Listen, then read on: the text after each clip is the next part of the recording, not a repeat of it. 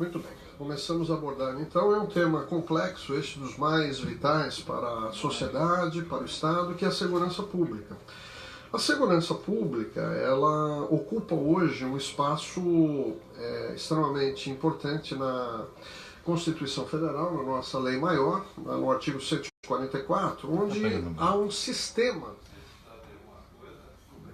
E nesse sistema nós temos aí estruturalmente 6 órgãos que vão prestar a segurança pública para o cidadão. São aqueles órgãos que vão diuturnamente nos proteger, né? No âmbito federal, então a Polícia Federal, a Polícia Rodoviária Federal, no âmbito estadual, a Polícia Civil, a Polícia Militar e o Corpo de Bombeiros, e no âmbito municipal, as guardas municipais. E esse sistema tá chegando a ter aqui, tá bom. Precisa de órgãos complementares, né? Nós temos outros 2 órgãos aí suplementares, até diria, que são exatamente a Força Nacional de Segurança Pública, que é um órgão que atua no Ministério da Justiça para socorrer os estados, os municípios, e, excepcionalmente, as nossas Forças Armadas, Marinha, Exército e Aeronáutica, né? Veja que até hoje nós estamos aí com uma intervenção militar na segurança pública do Rio de Janeiro. Então, veja, falar de segurança pública é algo complexo, né? Evidentemente que cada órgão vai ter a sua importância. No entanto, destaco aqui, de maneira proeminente, a atuação da Polícia Militar neste sistema, né? A Polícia Militar tem como atribuição constitucional a preservação da ordem pública, essa função nobre, maior então do que os outros órgãos, né? E realiza a polícia ostensiva. Problemas na área de segurança pública são muitos, até porque, veja, você tem um sistema, mas você precisa dotar esse sistema, precisa realmente permitir que esses profissionais atuem com liberdade e com o suporte do próprio Estado, né? Então, apenas existir o sistema é um primeiro passo, né? Então, veja, que tipo de problema nós temos no Brasil? A impunidade. Esse é um tema dos mais preocupantes na sociedade. Por quê?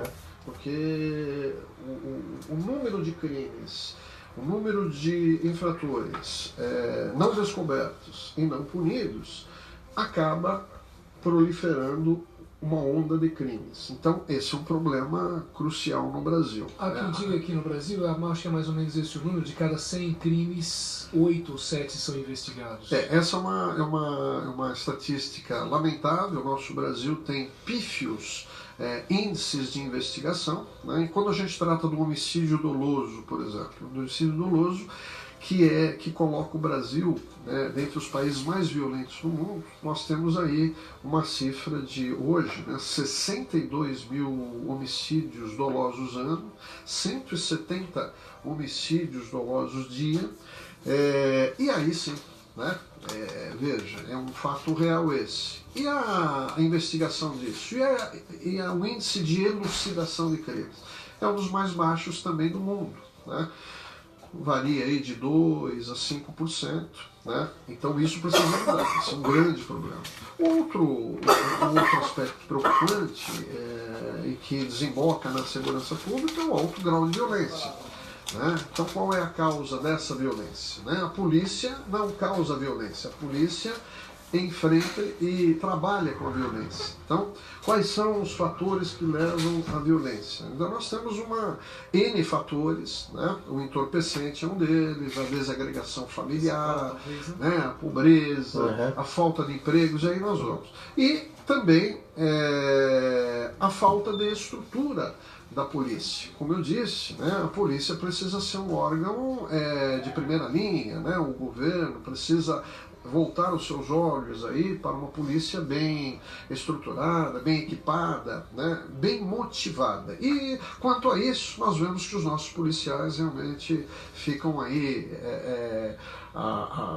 secundariamente aos olhos dos governadores, né? Quer dizer, o que parece então é que uma das maneiras de enfrentar o problema da segurança pública no Brasil é o fortalecimento das polícias. Das polícias, exatamente. Eles são os órgãos vitais, são aqueles, como eu disse, que vão ficar 24 horas protegendo o cidadão, né? Temos aqui o coronel Humberto do Corpo de Bombeiros, que vai falar aqui da nobre atuação do Corpo de Bombeiros. A polícia, veja, ela é o escudo protetor do cidadão, né? Ela vai proteger o cidadão e ela vai enfrentar o crime, né?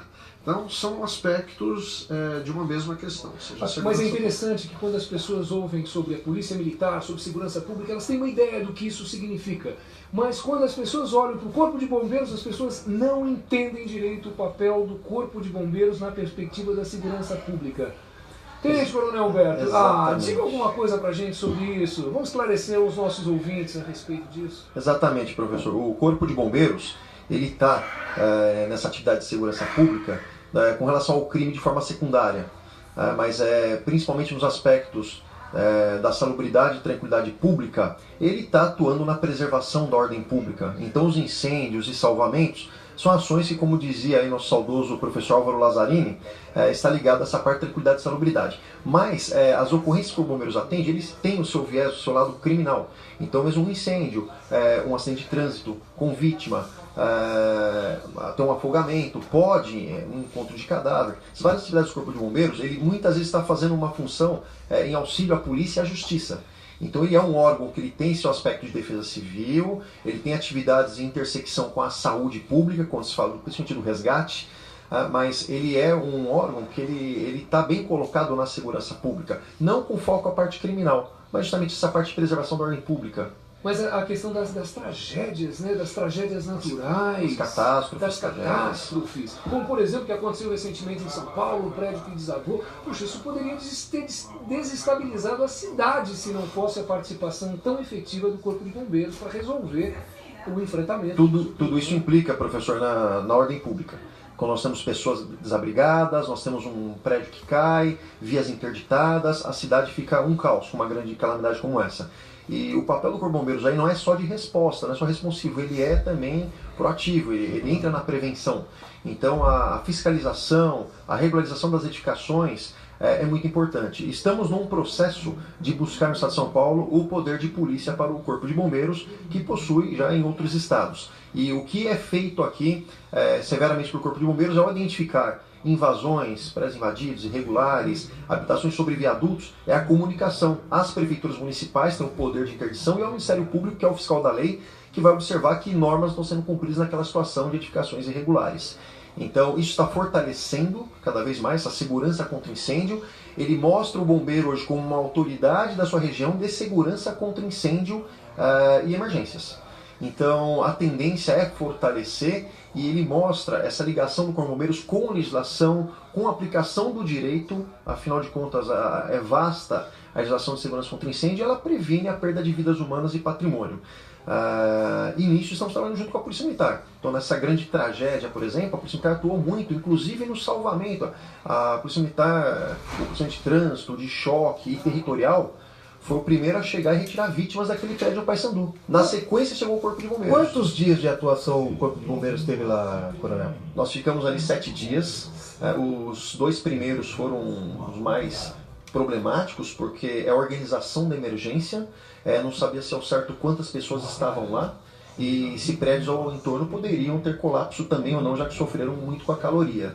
E nós tínhamos pessoas ao entorno, desabrigadas, tinha que fazer o cadastro pessoal. Foi uma ocorrência que ela foi bem integrado o comando. Teve atuação de defesa civil, assistência social, engenheiros de prefeitura, a parte de investigação, a polícia técnica científica estava com a gente lá todo momento para qualquer indício ser registrado, ser recolhido, o próprio Corpo de Bombeiros da Polícia Militar atuando com policiamento e algo interessante contemplado já pela lei do Código de Emergência, a permissão de bombeiros civis e voluntários trabalharem sob coordenação do Corpo de Bombeiros no local da emergência. Então trabalharam no apoio. Quer dizer, não fazem parte da corporação, são civis, mas ter autorização para trabalhar juntos. Isso, eles se apresentam no posto de comando, são cadastrados, e agora são treinados? São treinados, sim, e nós colocamos no primeiro momento, na parte de logística, alimentação, todo o apoio ao Corpo de Bombeiros da Polícia Militar. E isso tende a melhorar cada vez mais.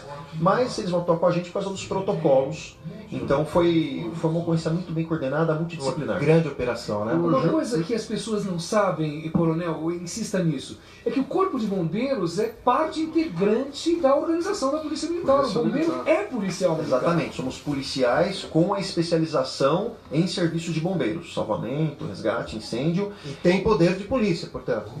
Está sendo regulamentado o poder de polícia. Nós não podemos hoje interditar uma edificação. O que nós podemos fazer no momento do incêndio, sim. Ali nós interditamos em emergência, ninguém entra. Mas na fiscalização do dia a dia, que é interessante, ainda não. Mas está em regulamentação e vamos buscar isso. Em outros estados já temos o poder de polícia para o bombeiro, né? Isso, em vários estados nós temos. Eles têm já uma atuação de poder interditar os locais que estão com grande perigo, comunicando sempre, trabalhando junto, comunicando as autoridades. Você veja, o Júlio, o professor Costa Machado, a importância do poder de polícia no Corpo de Bombeiros. É um braço da segurança pública, né? É um serviço dos mais importantes dentro da Polícia Militar. Agora, o bombeiro também tem um outro aspecto diário aí, que é o socorro às vítimas, né? Inclusive com implicações jurídicas na técnica do socorro. Você poderia falar alguma coisa a respeito da questão? Nós temos até uma resolução em São Paulo, né? Temos uma resolução de 2013 da Secretaria de Segurança Pública sobre quando houver vítimas ligadas a ocorrências criminais, então lesão corporal, com ou não intervenção policial, sequestro, extorsão mediante sequestro e outras, latrocínio, essas vítimas no local vão ser socorridas pelo resgate ou pelo SAMU ou ainda por outros serviços de emergência médica local, como o SAM e outros similares que tem no estado de São Paulo. Dessa forma, essa resolução ela acaba protegendo até a atuação policial para que não ocorra um socorro improvisado na viatura, de regra geral. Em regra geral, não fazer um socorro improvisado na viatura, que pode agravar o estado da vítima e também protege legalmente o policial. Claro. Então ele aguarda, né, o socorro chegar, né, pode ser, como eu falei, esses serviços de emergências médicas que vão dar uma prestação de socorro no local e ainda fazer o transporte ao hospital adequado. Não impedindo, lógico, que o policial no local possa fazer manobra de reanimação cardiopulmonar, estancar hemorragias. E em casos, situações extremas, onde não haja ambulância disponível, exemplo, enchentes, inundações e a cidade para. E não tem dificuldade de locomoção dessa mobilização desse recurso. Sim. Aí sim o policial poderia levar a vítima assim numa viatura para um hospital adequado. Essa seria a grande exceção. Então ela regulamentou, mas deu a opção de salvamento em casos extremos, e ela acaba protegendo o policial de forma correta, porque ela vai ao encontro dos protocolos internacionais, que você tem maior número de sobreviventes quando a vítima é socorrida por um sistema de atendimento pré-hospitalar. E quando isso não existia, quando essa resolução não existia, comenta um pouquinho da problemática que tinha para resgatar essas pessoas, vítimas da criminalidade, vamos dizer assim. Sim, quando você não tem uma regulamentação como essa e fica liberado o socorro, buscando por um socorro próximo, hospital ali, é colocado a vítima na viatura policial. Quando isso dela agrava, você já deixou a situação do policial em xeque. Então estava gravado no local, piorou aqui, o que aconteceu? Então ela até foi mal interpretada no começo, mas ela está no dia a dia, a operacionalização dela está boa, está muito boa. O resgate está atuando, o SAMU está atuando em apoio, e o policial ele pode ficar ali destinado à segurança pública, a fazer preservação da ordem pública naquele bairro, na cidade. E é importante ressaltar esse aspecto porque as pessoas em geral não compreendem isso. Sim. Elas ficam exigindo que o policial militar pegue o sujeito que está ali esfaqueado, que tomou o tiro, e leve imediatamente para o socorro. Exatamente. Mas aumenta o número de mortes, diminui a sobrevivência. Então é melhor no local fazer um estancamento de hemorragia, uma reanimação cardiopulmonar, tiver uma ambulância adequada, que ela vai ter desfibriladores, as avançadas têm médico fazer até cirurgias no local, podendo estancar hemorragias internas. Então, no mundo funciona assim, e nós temos exceções até heróicas. Quando o policial se depara com uma parturiente que já está dando à luz, e aí sim tem que parar, não pode se movimentar lá para o hospital. E os policiais militares no dia a dia fazem diversos partos, são noticiados nas redes sociais, na televisão. na mídia. Que papel social importante tem? O Corpo de Bombeiros também tem uma mobilidade de acesso ao local muito fácil com motocicletas, né? Inclusive com grupamento aéreo também. Aéreo, Né? sim. Também é uma ferramenta fundamental. Né? Um exemplo, doutor, nós fizemos uma medição, isso é bem interessante a população saber, do Campo de Marte até o Guarapiranga e também até Embu-Guaçu, cronometramos aí de 6 a 7 minutos após o acionamento a chegada do Águia. Então, um socorro que atende num momento de trânsito intenso, ele se desloca rápido com o médico, com o socorrista e com policiais. Então é muito bom. E as motos, a ideia vem do Japão, hoje temos as motos não só do Corpo de Bombeiros, que surgiram em 2001, mas as motolâncias do SAMU. Em 2011, 2012 foram difundiu bastante, né, em vários municípios e outros estados. Elas chegam rápido, por mais que elas não transportam, são somente motos, elas têm desfibrilador externo automático para paradas cardíacas e tem material para estancamento de hemorragia, que é o que mais mata. Que ótimo, que ótimo. 11 horas 19 minutos, esse é o Unifiel 60 minutos, hoje falando sobre segurança pública. Dr. Roth, a gente sabe que o jovem hoje, ele é muito, os números mostram que o jovem ele está muito envolvido com a criminalidade, ou seja, ele sofre também muito com a criminalidade e o número de jovens mortos pela criminalidade é muito alto. Fala um pouquinho. É muito grande, realmente. O Brasil todo sofre desse mal. Os jovens realmente são vítimas aí, né, tanto do aliciamento do crime, do induzimento, ao envolvimento, ao entorpecente, né? Veja que nós temos uma legislação hoje, a legislação que cuida, que disciplina aí da conduta de adolescentes e menores, que é o ECA, né? Foi aí um progresso aí em termos de legislação, todavia a criminalidade envolvendo os adolescentes é muito grande, né? Então é um problema, você avança na legislação, mas você também aumenta o envolvimento dessa população, dessa faixa etária no crime, né? E as vítimas jovens também é uma realidade no Brasil, né? Veja que o Atlas da Violência já enfocou o Brasil em 35 cidades mais violentas no mundo, 17 são do Brasil. Quer dizer, então nós temos metade, exato, mais da metade, exato, né? Nós temos patamares aí de violência que são os maiores do mundo. O nosso país, veja, ele é o terceiro de maior população carcerária no mundo. Ele perde para os Estados Unidos e ele perde para a China.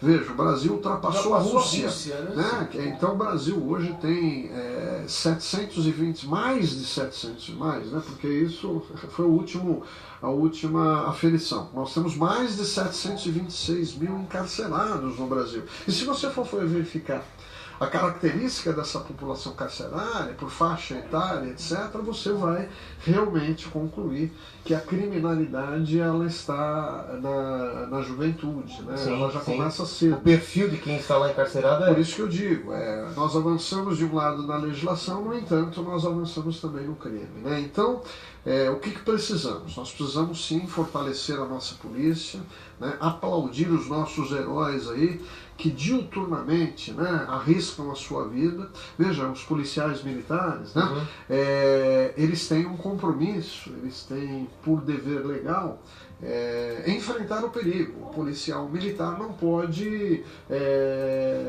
se esquivar de uma situação de risco. Para o quê? Para salvar uma pessoa ou mesmo para coibir a prática de crimes. Então, veja, o militar é uma profissão das mais nobres, né? Porque tem exatamente aí o dever de sacrifício da própria vida se necessário. Então, são os nossos heróis, diuturnamente merecem aplausos. Claro, né? Claro. A nossa polícia militar aí, com números fantásticos de produtividade, eu acredito que na segurança pública falte isso, a questão da produtividade, nós aferirmos nos órgãos policiais, né, o seu desempenho. E quanto a isso, a Polícia Militar tem números de excelência, né? Se me permitir, até eu apresento daqui a pouco os números, né, de acordo com a nossa... O fato é que uma observação geral de elogio à Polícia Militar e as pessoas eu acho que não têm muita consciência disso, é que se nós temos um mínimo de segurança nas nossas cidades, nos nossos estados no Brasil ainda, isso nós devemos à Polícia Militar. O estado de São Paulo, que é um estado tão desenvolvido, mas com tanta violência, a nossa segurança depende da Polícia Militar. São 90 mil homens arriscando as suas vidas todos os dias para nos proteger. E se nós temos alguma sensação de segurança, isso nós devemos à Polícia Militar. Então, abaixo esse discurso absolutamente ridículo de eliminação da Polícia Militar. Nós viraríamos um caos social se nós não tivéssemos uma Polícia Militar. O professor Costa teve oportunidade de visitar cerca de uns 8, 10 quartéis, aí fazendo palestras, conheceu a Polícia Militar aí no seu interior, no dia a dia, foi às escolas de sargento, escola de soldado, né? Foi ao regimento de cavalaria. Então, os policiais são profissionais de segurança pública, né? Dedicadíssimos. Né? E, obviamente, aí o contraponto disso, né? Nós temos uma polícia que é orgulho de todo paulista, né? É uma das mais atuantes, é um exemplo no Brasil, e os números estão aí a demonstrar, né? Este ano, por exemplo, e aqui um registro importante, o nosso governador do estado, Márcio França, ao assumir o governo recentemente, uma das primeiras medidas foi nomear ele próprio o comandante-geral da Polícia Militar. Que não tinha acontecido. Não, nunca tinha. Do estado de São Paulo. Isso é um fato inédito. Então, o próprio governador, veja, tendo a sua visão voltada, sensível para a segurança pública, nomeou o coronel Marcelo Salles, né, um grande comandante, que em pouco tempo já, né, mostrou aí a grande pujança da Polícia Militar. Veja, só este ano aqui, nós tivemos de janeiro a maio a apreensão de 33 mil quilos de entorpecente. 33 mil quilos, só 26 mil. Entre cocaína, maconha. 26 mil só de maconha, e aí vem cocaína, mais crack, etc. Armas apreendidas, armas de fogo apreendidas nesses 6 meses aqui em São Paulo, 3.632 armas de fogo. E se você me permitiu, Júlio Rezende, veja, a grandeza da Polícia Militar, né, diante de nosso Estado, aí, com 42 milhões de pessoas, veja, os números são impressionantes. Então, quando a gente fala de Polícia Militar, nós precisamos realmente falar com bastante otimismo, né?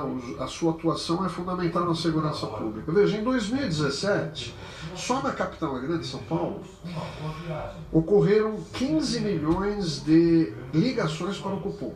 Só capital grande São Paulo. 1.250 mil ligações mês, 41 mil ligações dias. Veja. Imaginemos se a Polícia Militar parasse por um dia, só, hipoteticamente, parasse por qualquer motivo. Que caos que seria no estado de São Paulo. Ocorrências cadastradas no ano de 2017 foram 5 milhões ano, 400 mil ao mês, 14 mil ocorrências dia.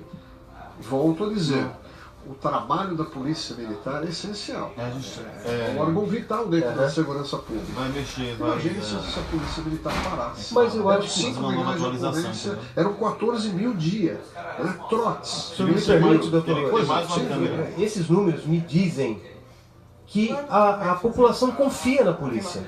Não sei. Porque o número é muito alto, então ela pede auxílio. A primeira coisa que ela faz, ela vai discar para o Copom. Ela pede. Não é isso? O 90 é o telefone mais conhecido no Brasil, né? A pessoa, no momento da emergência, ela já pensa o 90, seja para socorro próprio, de um próximo, uma situação anormal, ele já liga o 90. Mas eu acho que isso faz parte de uma estratégia da PM que, ao longo dos últimos 20 anos, vamos dizer assim, ela se aproximou bastante da população, né? Sim, foi. Falando em comunidade mesmo, aquela polícia comunitária, não é isso? Polícia Uma metodologia também trazida do Japão, a aproximação com a comunidade, de conversar, conhecer quem mora no quarteirão, no bairro, no comércio, isso foi muito bom. Eu queria complementar informação importante, está se buscando a integração nos centros de operações, como em São Paulo o Bombeiro está junto com a Polícia Militar, né, como órgão da Polícia Militar, ele está dentro, o 93 hoje é junto. E a tendência do SAMU também, em algumas regiões já entrando, e temos centrais multiagências, como é na Espanha, nos Estados Unidos, centrais multiagências. E a população liga para um número só. Liga o 90, vai ter ambulância, bombeiro, vai ter tudo num número só, que é o que ocorre nos países desenvolvidos. E isso já está sendo construído, está em pleno desenvolvimento. Isso a população vai ganhar muito. Quer dizer, que se eu tiver um problema de um incêndio, um princípio de incêndio, se eu discar um 90 também dá certo hoje. Sim, porque o bombeiro está no centro de operações da Polícia Militar. Olha, O Cobom está com o Copom. população. O Cobom está com o Copom. Eu queria chocar o ouvinte com números que realmente mostram a importância da Polícia Militar. Nós temos a cada 2 minutos. É 1 minuto e 58 segundos, vamos colocar 2 minutos. Resgate, atendimento pré-hospitalar pela Corporação do Estado de São Paulo. E a Polícia Militar faz, e aí o policiamento também participa, não só o Corpo de Bombeiros, mas um salvamento, que é local de difícil acesso, a cada 4 minutos.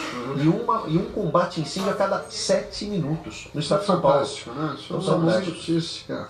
Coronel, nós vamos ter aqui a instalação de um posto policial aqui na região oeste, né? Sim, teremos o Corpo de Bombeiros, o Posto de Bombeiros de Carapicuíba, que é uma vitória para a Grande São Paulo, para a região oeste, aqui para Osasco, Barueri, porque fortalece os bombeiros na região.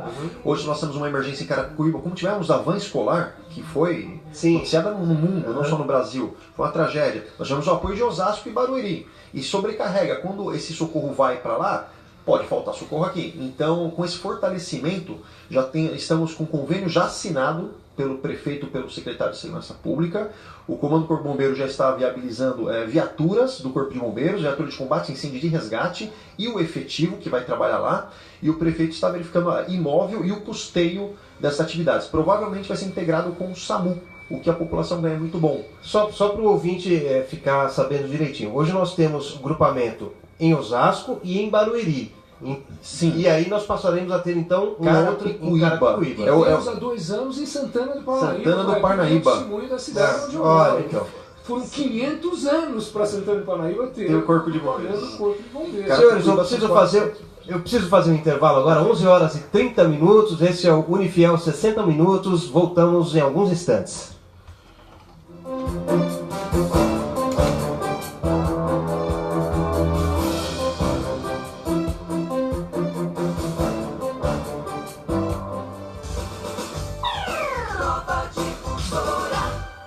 Eu acredito. Eu acredito. Eu acredito. Ah, eu acredito. Eu acredito. Elas acreditam numa vida normal, na superação. Elas acreditam e a cada conquista acreditam mais. Nós acreditamos. Por isso, existe a ACD, Associação de Assistência à Criança Deficiente. Ligue 0800 771 7878 e contribua. A ACD, quem acredita, doa. Quem doa sangue, doa esperança. Recebe sorrisos, alegria e confiança. Quem já doou sabe o bem que faz.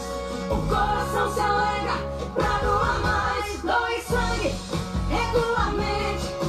Não importa o tipo que você pertence. Seja A, B, O ou AB. Tem sempre alguém esperando você. Uma doação pode beneficiar até 4 vidas. Por isso é importante que todo doador continue com este ato de bondade sempre. Procure um hemocentro e seja um doador regular. Doe sangue regularmente e ajude a quem precisa. Ministério da Saúde, Governo Federal. Olá pessoal, eu Ed Dana, cover do Elvis Presley, estou aqui para convidá-los a um show maravilhoso, um show social que vai acontecer no dia 21 de julho, sábado, às 19 horas, no Teatro Glória Giglio. O show Elvis Forever. Convide seus amigos, familiares, espero todos lá. O show é social em prol do Lar Bussocaba. Você troca um pacote de fraldas geriátricas pelo ingresso. Show social Elvis Forever. O show que vai trazer Elvis Presley ajudando a terceira idade de Osasco. Realização ICV, Instituto Cultural e Vida. Apoio Rádio Nova Difusora. Velha avenida, onde deixei Alô amigos, o bom filho a casa retorna. E nós estamos de volta, né Manuel? Nova Difusora, a partir das 6 horas da manhã. Prepara um cafezinho quente para nós, que estaremos com todos vocês em todas as manhãs de segunda a sexta-feira. Joaquim e Manuel. Olá, ouvintes da Nova Difusora. Aqui quem fala é o Wellington de Andrade. Acompanhe meu programa de segunda a sexta-feira, das 14 às 15 horas. Músicas, prêmios e a sua participação. Programa Wellington de Andrade. Segunda a sexta-feira, das 14 às 15 horas. Nova Difusora, Rádio Nova Difusora AM 1540. Muito bem, 11 horas 33 minutos. Você está ouvindo aqui o programa Unifiel 60 minutos, hoje falando sobre segurança pública. Eu acabei cortando então aqui no bloco anterior o coronel Humberto Leão do Corpo de Bombeiros, que ele falava a respeito do novo grupamento de bombeiros na cidade de Carapicuíba. Por favor, coronel. Perfeito. Carapicuíba, com seus praticamente 400 mil habitantes, é o maior município do estado de São Paulo sem ter instalação física do Corpo de Bombeiros. Então, Barueri, Osasco, Cotia, outros municípios que fazem o atendimento. E nós temos um grande número de incêndio em residência, temos acidentes de trânsito diversos nas principais avenidas do município, e conseguimos uma luta aí após 15 anos.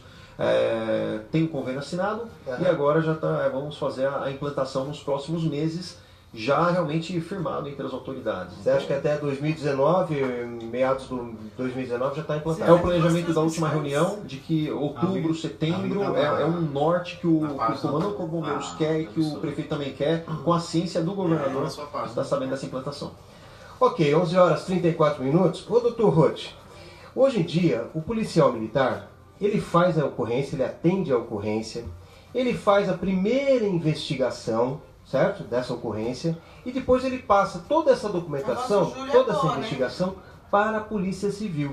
A Polícia Civil vai abrir um outro BO depois. O que está acontecendo, que o senhor pode explicar para a gente, que pode melhorar essa situação?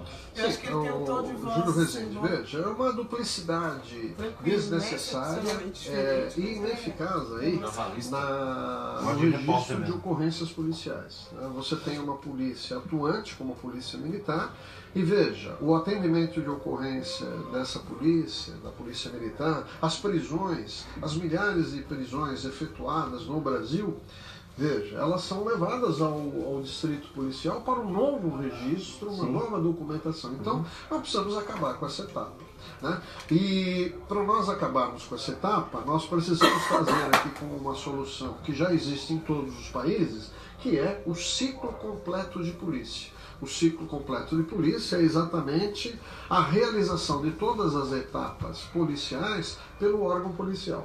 Hoje, no Brasil, nós temos o ciclo incompleto da polícia, ou seja, você faz uma parte da atividade e precisa do complemento da outra parte do outro órgão policial. Veja, se nós tomarmos... O Brasil todo é assim ou já tem estado que já conseguiu fazer o ciclo completo? Não, nós temos o ciclo incompleto predominante no Brasil. Nós precisamos mudar isso para melhorar um salto de qualidade na área de segurança pública. Então, veja, a Polícia Federal, ela tem sim o ciclo completo de polícia federal. Mas as demais polícias, todas elas têm o ciclo incompleto de polícia. Então, nós precisamos mudar a concepção, né, na gestão de polícia, e isso é importante para os nossos governantes, de voltarem a sua atenção para a solução no mundo, que é o ciclo completo de polícia. Isso não significa uma integração das polícias militar e civil nos estados, isso é importante dizer. Sim, não, veja, eu entendo e defendo a convivência das polícias como estão. Né? Porque nós temos polícia civil e militar, porque as polícias precisam ser diferentes, uma civil, outra militar, porque quando uma não vai bem, a outra vai certamente suprir esta falha e vice-versa, se uma fiscaliza a outra. Então, e elas cumprem funções diferentes. Né? Então, desde o descobrimento do Brasil, da vinda da família real, nós tivemos esse modelo, essa duplicidade de polícia, civil, bipartido. polícia civil e militar. Agora, nós precisamos também fazer uma pequena divisão aqui em crimes de pequeno potencial ofensivo, que é aquele que não há necessidade da prisão dos envolvidos, apenas do registro policial. Então isso a polícia militar, já em mais de 6 estados no Brasil, faz isso, sem levar a delegacia de polícia. Entendi. São Paulo ainda não pratica este procedimento por entraves na própria Secretaria de Segurança Pública. Veja, então se nós temos estados aí como Santa Catarina, Paraná, estados no Nordeste aí que realizam o trabalho da polícia em pequenos crimes de pequeno potencial ofensivo, já registram rolam testemunhas, não é isso? Já ouvem as partes, documentam isso tudo e veja, não há necessidade de levar isso para a delegacia de polícia. Por que São Paulo não poderia adotar? Então essa é uma primeira questão. Isso sem ter de mexer na Constituição. Esse é o dado importante. Esse é um procedimento. Não precisamos mexer na Constituição. O nosso ordenamento jurídico já autoriza essa situação. Para termos uma ideia, que o Conselho Superior da Magistratura aqui em São Paulo já autorizou a Polícia Militar a registrar o termo circunstanciado de ocorrência. Então veja bem, o Conselho Superior da Magistratura já autorizou esse procedimento. Em mais de 6 estados nós já temos o policial militar registrando o TCO. Por que São Paulo ainda não adotou? Então isso é uma falha, precisamos corrigir, e certamente o governador vai corrigir isso, né, preocupado que está com a segurança pública. Agora, uma outra questão são as ocorrências graves. Então veja, a Polícia Militar, ela efetua aí mais de 80%, 90% das prisões em flagrante de delito. Então, o que nós precisamos? É dotar a Polícia Militar exatamente desta habilitação para documentar todo esse fato, ouvir pessoas, colher aí os dados importantes dessa ocorrência, sem a necessidade de levar para o distrito policial. E isso, então, nós, sem a alteração da Constituição Federal, nós adotaríamos o ciclo completo de polícia. Por meio de uma alteração do Código de Processo Penal. Falou bem o professor Costa Machado, nós estamos hoje com a reforma do Código de Processo Penal comum, né? E ali, essas questões da atuação da polícia, dos registros policiais, da questão de prova, é disciplinado neste diploma. Sim. Está aí uma oportunidade de ouro para o nosso legislador, né? Hoje o projeto de lei aprovado no Senado agora está recebendo as alterações no âmbito da Câmara Federal, Câmara dos Deputados, e é o momento de nós, então, estabelecermos este espaço, este poder para o policial militar atuar não só nos crimes de menor potencial ofensivo, mas também nas ocorrências em que ele se depare com com a ocorrência em que haja o flagrante delito. Ou seja, ele é a melhor prova, ele é o melhor funcionário do Estado para documentar, para registrar o ocorrido. Mas isso tem encontrado resistência da Polícia Civil, né? Essa é a grande dificuldade. A Polícia Civil pensa ou sente que ela está sendo privada de poder ou subtraída na sua atividade. Eu entendo no ciclo completo de polícia. Eu entendo que essa resistência ela é mais corporativista, né? Ela não vê aí o benefício social que isso traria para toda a nossa sociedade, etc. Então nós precisamos romper com isso. A Polícia Militar quer, né, patenteia através do Conselho Nacional de Comandantes Gerais, a estabelecer a busca pelo ciclo completo de polícia. Então nós que somos cidadãos, nós temos que aplaudir esta iniciativa com isso e evitarmos esforços para que isso ocorra. O mecanismo mais próximo e imediato é a alteração do Código de Processo Penal comum em tramitação. Muito bem, 11 horas e 42 minutos, Unifiel 60 minutos, falando hoje sobre segurança pública, mas também falando sobre a Polícia Militar. O professor Costa Machado, A formação hoje do policial militar, ela se dá por meio de uma academia, ele tem que ter, se não me engano, o ensino médio, né? Ele tem que ter ensino médio para poder cursar essa academia depois. Existe alguma coisa no âmbito do ensino superior? Eu sei que você está ministrando várias palestras aí para policiais militares. Como é que funciona essa educação para o policial militar no âmbito do ensino superior? O que nós sabemos é que existe da parte do Comando Geral da Polícia Militar um grande encorajamento para que os policiais militares se qualifiquem mais. Isso significa a realização de cursos superiores. Não é? Tá. Então, isso é parte do aprimoramento da Polícia Militar no Brasil. Além disso, do curso superior, nós sabemos também que há uma ênfase muito grande no estudo dos direitos fundamentais, ainda que o policial militar não tenha um curso superior. Entendi. Então, essas duas iniciativas, elas podem significar um avanço muito grande em termos de funcionamento, em termos de legitimação, em termos de eficiência dessa polícia no Brasil, para realmente trabalhar no enfrentamento da insegurança que nós vivemos. Né? E nesse contexto, o nosso Unifiel de Osasco tem levado aos policiais militares, eu fiz já quase 10 palestras para a Polícia Militar, eu falei para quase 4.000 policiais militares, no sentido de apresentar para eles uma parceria do Unifiel com o pessoal da segurança pública, que envolve a Polícia Militar, para que esses policiais militares venham cursar um dos nossos 25 cursos de graduação. E aqui eu sempre puxo a sardinha, poxa vida, o policial militar fazendo direito é uma coisa maravilhosa, não é? E nós estamos então levando à frente essa iniciativa, para que venham para o Unifiel. E lá, com 50% de desconto nas mensalidades. E essa parceria é extensiva aos familiares dos policiais militares. Então é uma contribuição que o Unifiel, como essa instituição mais importante de Osasco e região, tem a dar à segurança pública via policial militar e seus membros. Muito bem, 11 horas 44 minutos.